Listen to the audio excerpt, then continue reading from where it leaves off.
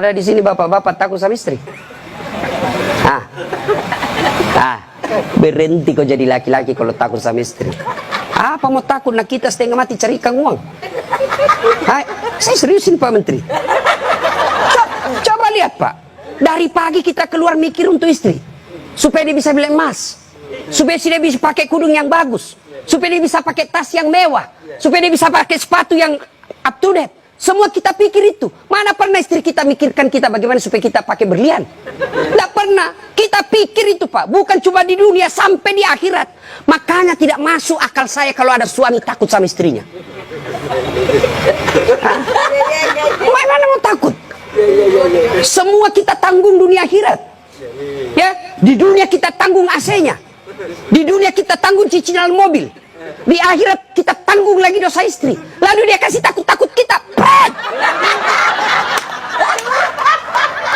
Bagaimana ceritanya? Lain kalau dia kasih kita modal 10 miliar. Kau sudahlah, kau duduk saja. Kita takutlah nanti habis modal. Tapi kalau kita juga yang cari uang. Kalau kita takut sama istri, tidak masuk akal saya.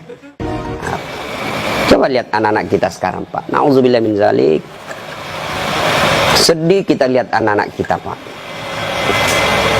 Baru diberitahu satu, sudah 10 keluar dari mulutnya. Nah, sekarang pertanyaan, kenapa anak-anak kita begitu? Kenapa kira-kira? Apakah sepenuhnya salah anak? Tidak, 90% salahnya orang tua mendidik anak kita. Salah dari mendidik.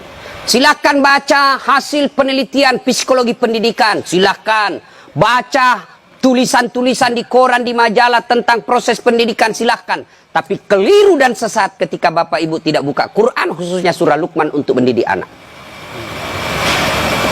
Kita baca riset rujukan dari Eropa, rujukan dari Amerika. Tapi kita tidak pernah buka Quran dalam mendidik anak. Hakul yakin, kalau kita jauhi Quran mendidik anak, maka anak kita bisa jadi cerdas, bisa jadi jabatan tinggi, tapi tidak tahu sopan santun kepada orang tuanya. Kan orang tua kita sekarang merasa hebat kalau anaknya pintar bahasa Inggris. Ustadz, itu anaknya hebat betul tetangga saya. Kenapa? Itu belum SD, itu Ustadz sudah lancar bahasa Inggris. Apa hebatnya? Banyak yang begitu.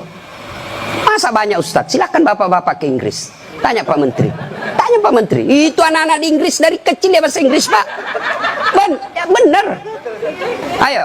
Meskipun dia lancar bahasa Korea, bahasa Inggris. Kalau berdoa dia pakai bahasa Inggris. Oh my God, please help me my mother. Pasti dia pakai bahasa Bugis juga kalau dia orang Bugis. Ya kan? Ngapain Pak?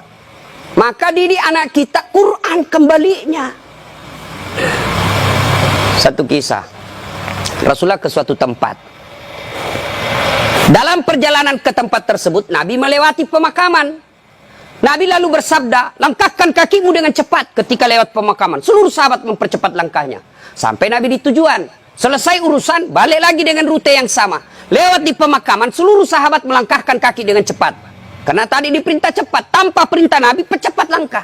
Nabi katakan, tidak usah, kau santai aja jalan. Ya Rasulullah, tadi pergi disuruh cepat, sekarang kau tidak. Kata Nabi, tadi itu, andai kau diberi telinga seperti pendengaranku. Tadi itu waktu pergi disiksa orang dalam kubur. Saya tidak mau lama-lama mendengarnya, tidak tega saya mendengar dia disiksa, maka saya mau jauh supaya saya tidak dengar. Waktu pulang tidak lagi. Kenapa? Saya dengar berita dari Jibril. Allah perintahkan, hentikan siksaanmu wahai penyiksa di kubur. Tidak mungkin saya siksa orang tuanya di kuburnya. Sementara anaknya di dunia lagi belajar mengaji membaca basmalah. Bismillahirrahmanirrahim. Baru kalimat basmalah dia baca anaknya. Allah sudah katakan, berhenti kau siksa anaknya, orang tuanya. Nabi tidak mengatakan, saya dengar anaknya kursus bahasa Inggris. Anaknya kursus aritmatika, anaknya kursus komputer, tidak. Tapi apa? Quran. Maka didik anak kita Quran. Ya Pak ya? Itu dosa anak-anak yang masih sekolah. Kalau kita ini yang sudah punya istri, model durhakanya, nah, seperti tadi, lebih takut sama istrinya daripada ibunya. Ada di sini bapak-bapak takut sama istri. Berhenti kau jadi laki-laki kalau takut sama istri. Apa mau takut? Nak kita setengah mati cari ikan uang. Saya seriusin Pak Menteri. Coba lihat Pak. Dari pagi kita keluar mikir untuk istri. Supaya dia bisa beli emas. supaya dia bisa pakai kudung yang bagus, supaya dia bisa pakai tas yang mewah, supaya dia bisa pakai sepatu yang up to date. Semua kita pikir itu. Mana pernah istri kita mikirkan kita bagaimana supaya kita pakai berlian? Tidak pernah. Kita pikir itu, Pak. Bukan cuma di dunia, sampai di akhirat. Makanya tidak masuk akal saya kalau ada suami takut sama istrinya. Mana mau takut? Semua kita tanggung dunia akhirat. Ya, di dunia kita tanggung AC-nya. Di dunia kita tanggung cicilan mobil. Di akhirat kita tanggung lagi dosa istri. Lalu dia kasih takut-takut kita. Pret! Bagaimana ceritanya? Lain kalau dia kasih kita modal 10 miliar. Kau sudahlah, kau duduk saja. Kita takutlah nanti habis modal. Tapi kalau kita juga yang cari uang, lalu kita takut sama istri, tidak masuk akal saya. Ya nggak, Ustaz. Dia pecahkan piring. Kalau dia pecahkan satu, kasih pecah satu lusin. Kenapa? Piring boleh dibeli.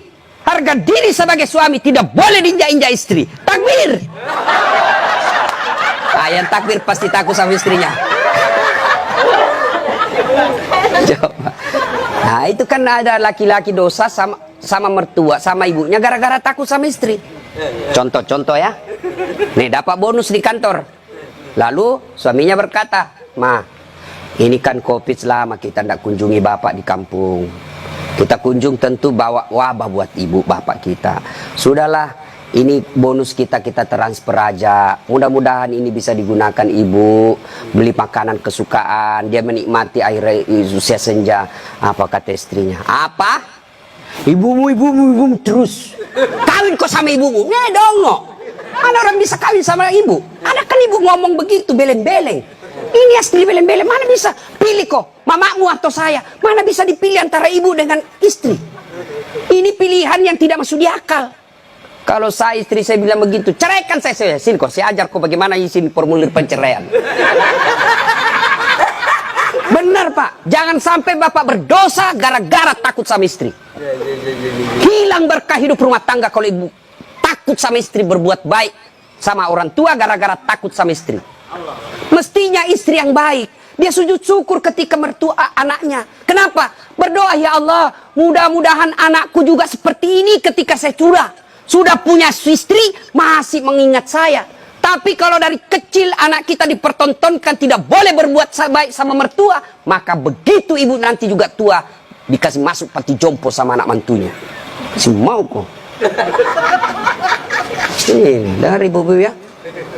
Mestinya sujud syukur.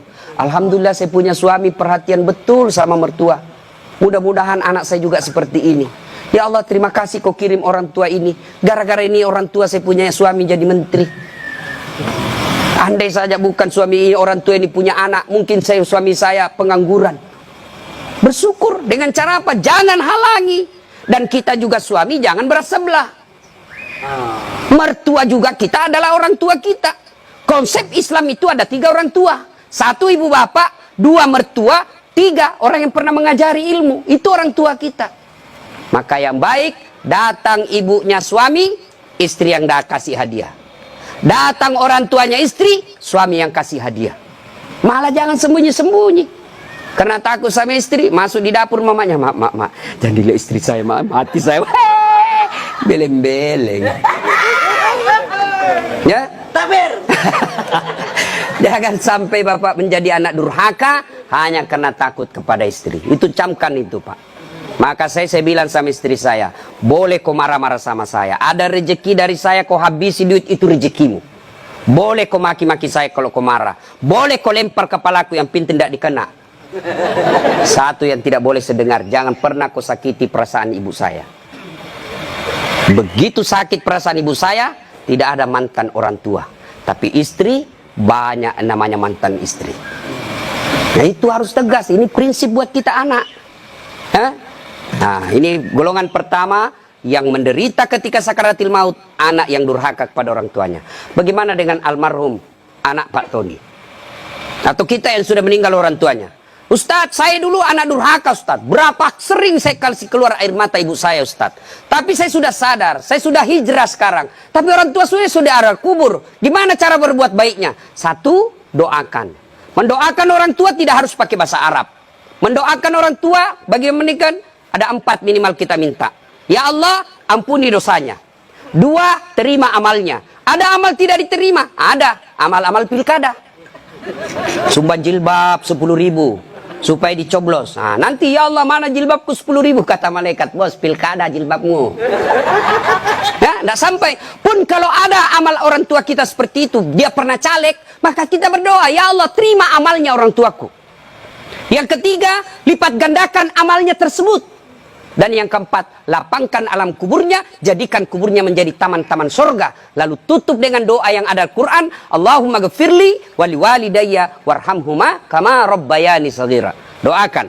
Yang kedua, cara berbuat baik kepada orang tua sebelum meninggal adalah bersedekah atas nama orang tua. Saudara-saudara sekalian, saya sebagai anak pertama, ini memang ada hak waris kita. Rumah ini kita 4 bersaudara, kita punya hak waris. Tapi inilah peninggalan Bapak yang beliau sejak jadi pegawai sampai pensiun mencicil rumah ini. Tidak elok rasanya begitu meninggal, beliau tidak menikmati rumah ini. Lebih baik rumah ini kita jual, kita belikan beliau jadikan masjid. Nah, setengah dari ini warisan barulah kita bagi. Bagaimana adik-adik? Setuju? Setuju, Kak. Nah, biasa kalau ada begini istri yang menghasut. Apa kek, kau kan anak pertama, masa kau mau diatur sama adekmu, dongo ini. Nah, itu biasa itu begitu. Jadi penghasut. Nah, bersedekah atas nama orang tua. Ada lagi yang berkata tidak sampai kalau sudah meninggal Ustaz. Mau bukti bahwa sedekah kepada orang meninggal sampai? Mau bukti? Mau Pak? Mau, saya kasih bukti. Gimana caranya? Bapak meninggal dulu, saya kirimkan sedekah. Sebab yang begini alam gaib Pak, tidak bisa diakali. Kalau Bapak tidak percaya sudah mati duluan deh, saya kirim Fatihah dengan binatang kurban. Yang ketiga, cara berbuat baik kepada orang tua sudah meninggal adalah mengunjungi karib kerabatnya.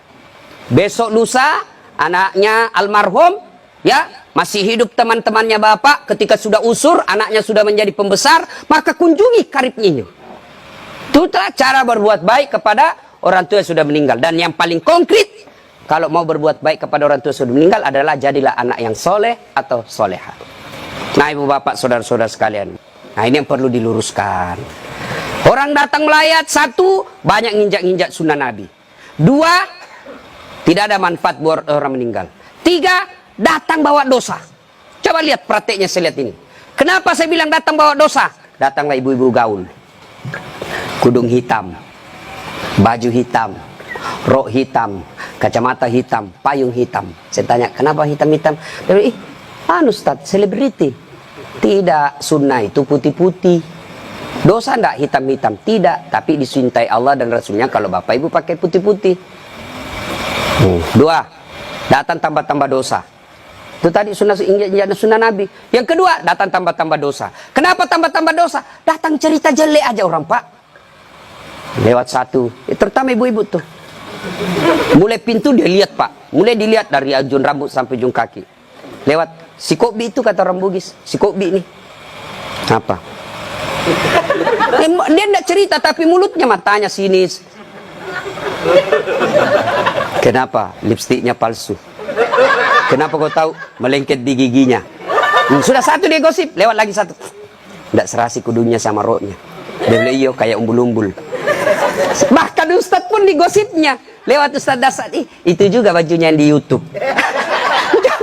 Tadi saya lewat, ada saya dengar, itu juga bajunya yang di YouTube itu Pak Ustadz. Kenapa? Saya yang pakai baju kau yang sibuk. Nah, itu gosip. Maka ibu majelis taklim saya di Makassar, saya anjurkan ibu datang melayat, 1, ada wudhu.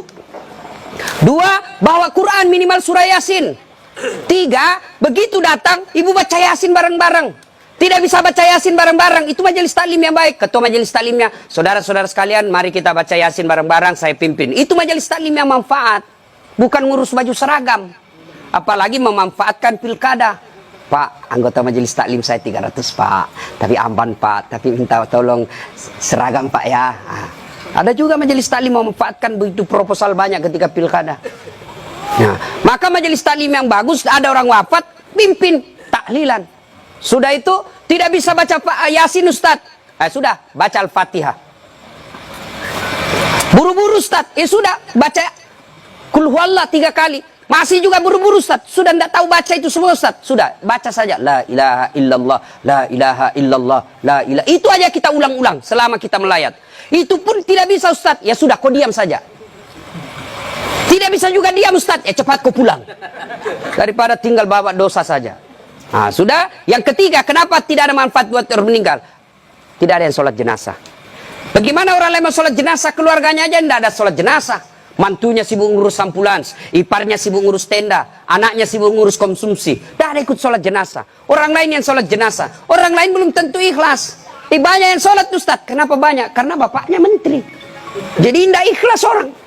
Tapi coba kalau keluarganya, pasti ikhlas. Saya hampir jarang sekali melihat ibu-ibu sholat jenazah. Jarang.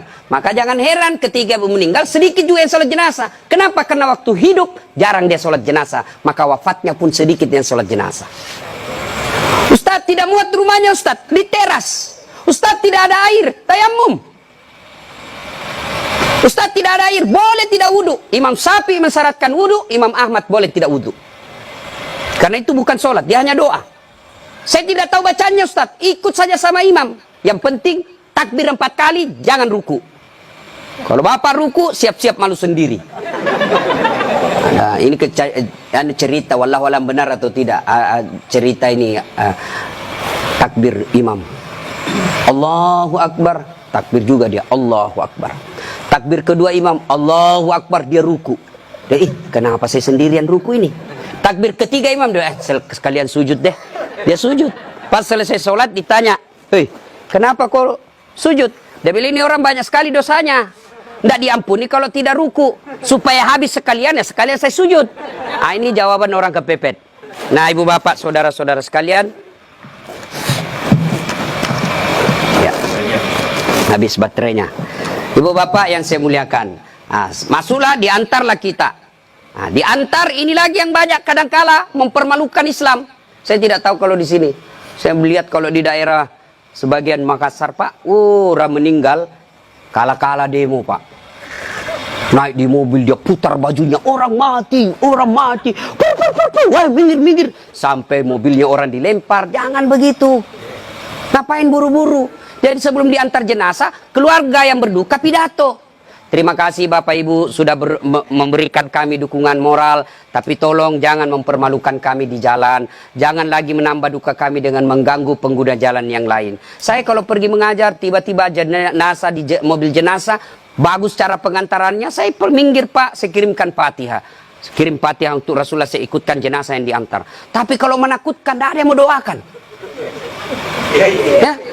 Ngapain buru-buru? Ngapain buru-buru? Kan ada lagi yang paham, tidak tahu dari mana dia belajar. Katanya kalau terlambat disiksa. Bagaimana ceritanya? Kalau dilewati 5 manu disiksa orang meninggal. Orang meninggal kalau dia itu orang sholat, bagi orang yang hidup, orang meninggal tidak bakal dia disiksa gara-gara dia terlambat dikubur. Ngapain buru-buru? Itu juga sudah ada anunya, liangnya sudah siap, semua apa perluan pemakaman sudah siap. Apalagi kalau ada wasiat orang yang meninggal, jangan kau kubur saya sebelum anakku datang dari Amerika. Wajib kita tunggu. Itu wasiat. Ada 7 kewajiban orang hidup terhadap orang mati, 1 diantaranya wasiat. Kecuali wasiatnya bertentangan agama atau melanggar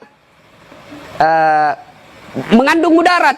Misal, jangan pernah kau kuburkan saya di tempat kopi. Kuburkan saya di kampung. Tapi keputusan pemerintah karena dia wafat karena COVID, ya boleh tidak diamalkan wasiatnya. Kenapa? Karena dia mengandung mudarat. Atau dia bilang kuburkan saya di kampung. Tapi begitu mau dikuburkan ada badai, tidak bisa nyebrang pulau. Boleh itu karena di luar kemampuan kita. Atau besok-besok saya meninggal kasih narkoba di atas kuburku. Karena dia pecandu narkoba. Tidak boleh itu Pak, melanggar ya.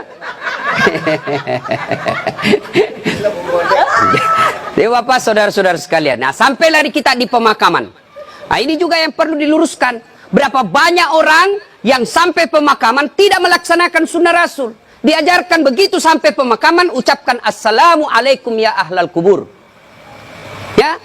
Tidak tahu itu cukup. Semoga keselamatan bagi kemuliaan ke semua penghuni kubur. Insya Allah saya ikut menyusulmu. Nah, ada lagi pelanggaran yang kita lakukan apa? Menginjak-injak batu nisan. Tidak boleh sama menduduki batu api neraka itu Pak. Ada yang sampai duduk sambil merokok di atas batu nisannya orang. Tidak boleh. Pemakamannya padat Ustaz, Bapak tidak usah masuk. Cukup yang memikul. Bagaimana yang memikul Ustaz? Boleh, karena dia darurat. Karena kalau satu langkah jatuh Pak, jatuh jenazah. Sudah dimakamkan? Sudah selesai. Kembalilah pemakam.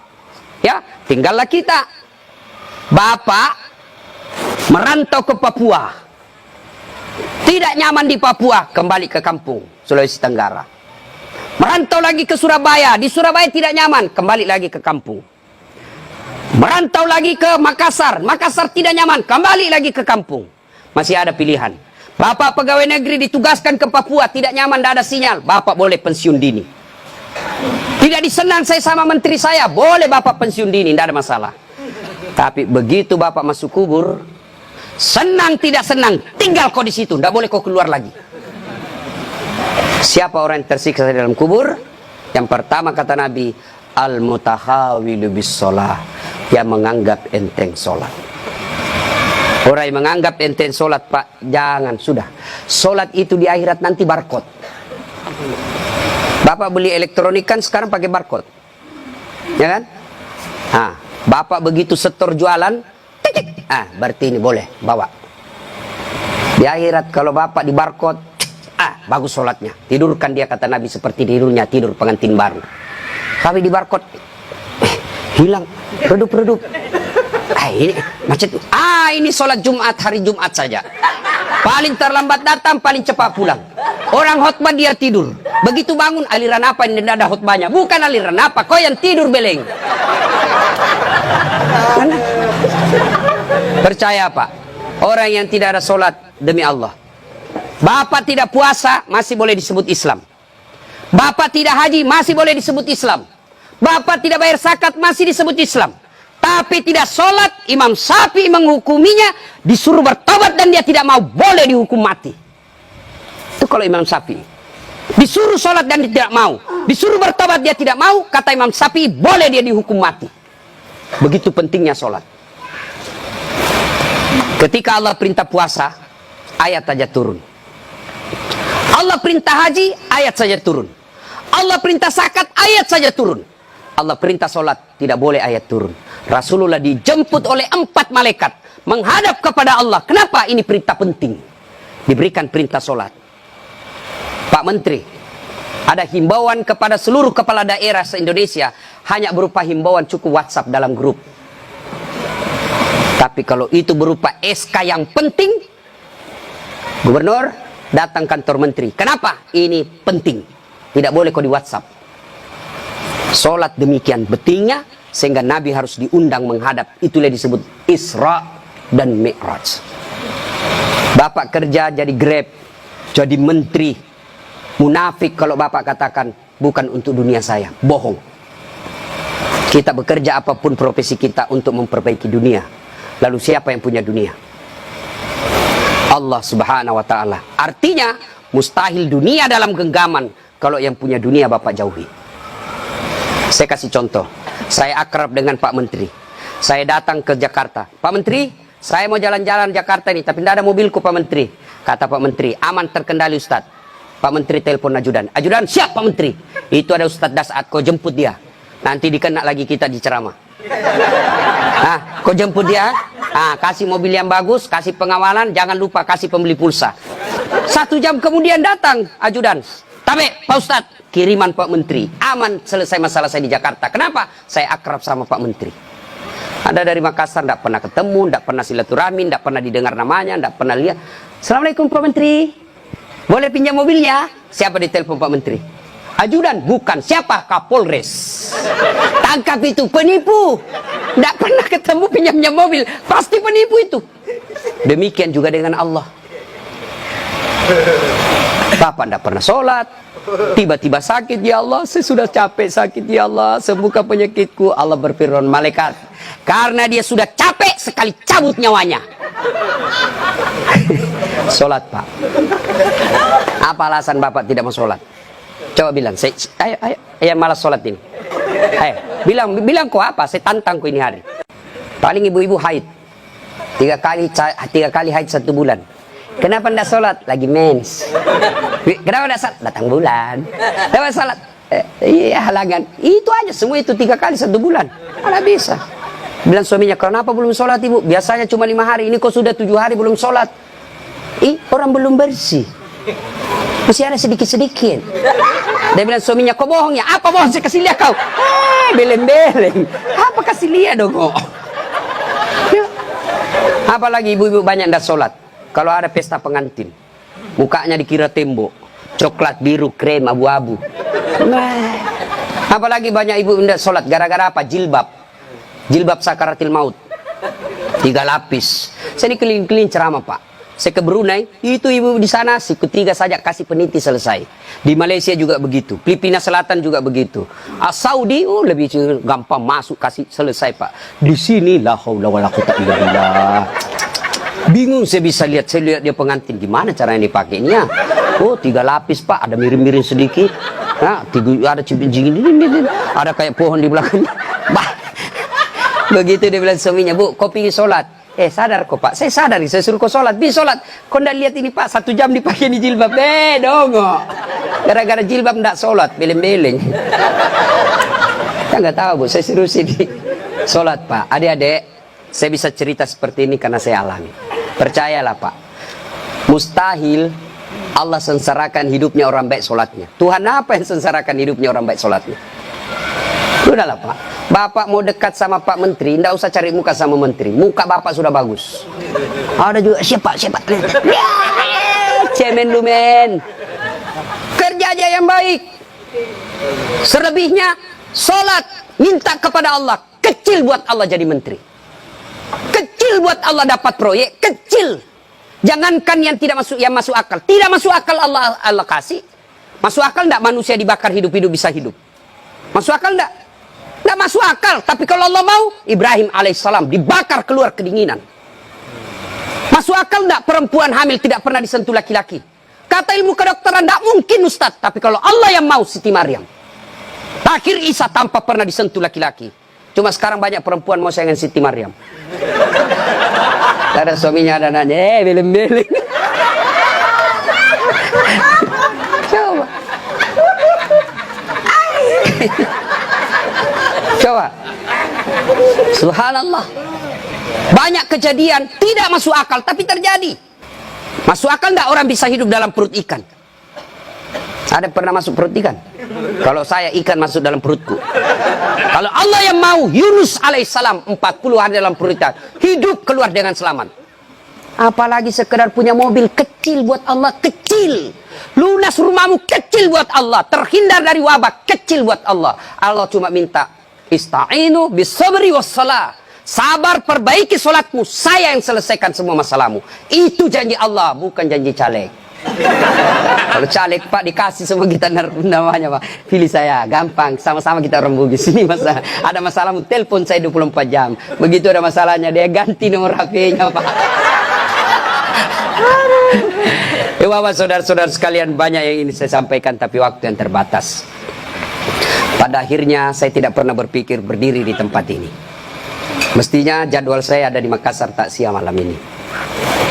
Tapi begitu Pak Herman telepon dan dibicarakan saya sama Pak Menteri, saya lupa janji saya 2 pak. Ceramah saya hari ini di Makassar, saya lupa pak. Itu pasti karena orang yang meninggal orang baik. Saya terharu tadi istri beliau mengatakan, Ustadz, 3 bulan sebelum beliau wafat, ceramahnya Ustadz selalu dia putar. Maka beliau katakan, saya terharu Ustadz karena saya tidak tahu kalau Ustadz yang menceramah malam ini. Ini karena kekuatan silaturahim. Ini karena pejabat yang baik. Ya. Banyak-banyak pejabat saya kenal pak, kalau temannya meninggal paling kirim bunga. Ini alhamdulillah hadir memberikan dukungan dan mendatangkan Ustadz Dasat. Ngacu Pak Eko. Alhamdulillah ya. Bapak, saudara-saudara sekalian, sebelum kita akhiri, saya mau bertanya dan ini pasti dicatat oleh malaikat. Apakah Bapak Ibu bersaksi bahwa almarhum orang baik? Kalau ada dosa dan kesalahan dimaafkan? Catat ya malaikat, inilah menjadi amal kebaikan buat almarhum. Banyak yang ingin saya sampaikan tapi waktu yang sangat terbatas. Untuk ingin mendengarkan ceramah saya lagi, gampang, silahkan buka channel YouTube saya, Dasat Latif. Nah, jangan lupa like and share. Atau di Instagram @latif1212. Terima kasih. Sebagai kesimpulan, kullu nafsin sa'ikatil maut. Semua yang hidup pasti akan mati. Al mautu babun. Mati adalah pintu yang setiap kita pasti melewatinya. Karenanya, yang jadi masalah sesungguhnya bukan mati itu. Yang jadi masalah adalah sudah siapkah kita menghadapi kematian itu. Dan apa bekal sebaik-baik dalam menghadapi kematian? Satu diantaranya takwa.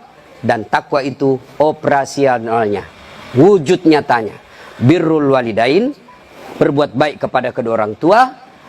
Dan peliharalah sholat dengan sebaik-baiknya. Demikian, lebih dan kurangnya mohon dimaafkan. Nun wal kalam ya misturun. Billahi fisabilil haq. Sebelum kita akhiri, mari kita kirimkan suratul Fatihah kepada Rasulullah Muhammad SAW. Khasiat dan keutamanya kita ikhlaskan untuk almarhum Bapak Tony Effendi bin Muslim Effendi. Ila hadratin Nabi Mustafa Muhammad SAW. Summa hususil ruhil almarhum Tony Effendi bin Muslim Effendi. Al-Fatihah.